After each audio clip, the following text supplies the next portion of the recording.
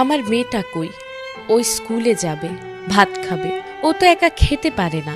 প্রিয় সন্তানকে হারিয়ে এভাবেই আহাজারি করছে রামিসার মা। সন্তান হারানো দিশেহারা বাবা মাকে সান্ত্বনা দেয়ার যেন কোনো ভাষা নেই। স্কুলে যাওয়ার কথা থাকলেও বাবা মায়ের বুকে আর জীবিত অবস্থায় ফেরা হলো না। রাজধানীর পল্লবীতে ধর্ষণের পর হত্যাকাণ্ডের শিকার শিশু রামিসা চিরনিদ্রায় শায়িত হয়েছে দাদা দাদির কবরের পাশে। এ সময় স্বজনদের আহাজারিতে ভারী হয়ে ওঠে এলাকার আকাশ বাতাস। তবে এরই মধ্যে রামিসা হত্যাকাণ্ডের ঘটনা নতুন মোড় নিয়েছে।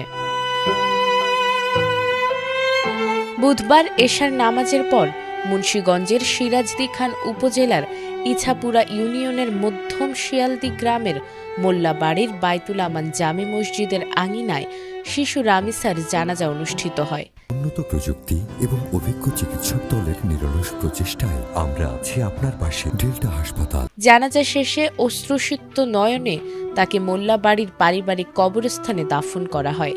এর আগে রাত ৮টার দিকে তার লাশ অ্যাম্বুলেন্সে করে ঢাকা থেকে গ্রামের বাড়িতে নিয়ে যাওয়া হয়। লাশ গ্রামের বাড়িতে পৌঁছালে হৃদয় বিদারক দৃশ্যের সৃষ্টি হয়।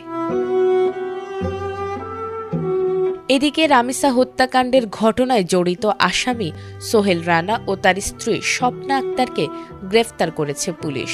গ্রেফতারকৃতরা আদালতে হাজির হয়ে নিজেদের অপরাধ স্বীকার করে জবানবন্দি দিয়েছে। আর এই জবানবন্দিতে উঠে আসে গা শিউরে ওঠার মতো সব তথ্য।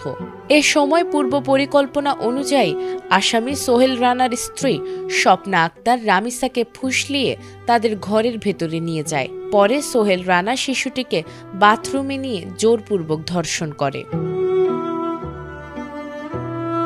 নির্যাতনের এক পর্যায়ে শিশুটি জ্ঞান হারিয়ে ফেলে। ঠিক ওই মুহূর্তে রামিসার মা তার খোঁজে সোহেল রানার দরজায় কড়া নাড়তে শুরু করেন। ধরা পড়ার ভয়ে ঘাতক সোহেল রানা বাথরুমের ভেতরেই রামিসাকে গলা কেটে হত্যা করে। এরপর মরদেহ গুম করার উদ্দেশ্যে ধারালো ছুরি দিয়ে মাথা কেটে শরীর থেকে সম্পূর্ণ বিচ্ছিন্ন করে ফেলে। এমনকি শিশুটির 2 হাত কাঁধ থেকে আংশিক বিচ্ছিন্ন করে এবং সংবেদনশীল অঙ্গ ক্ষতবিক্ষত করে মরদেহটি খাটের নিচে লুকিয়ে রাখে। নির্মম এ হত্যাকাণ্ডের সময় সোহেলের স্ত্রী স্বপ্না আক্তার একই রুমে অবস্থান করছিল। পরবর্তীতে জানালার গ্রিল কেটে পালিয়ে যায় প্রধান আসামি সোহেল। জঘন্য ও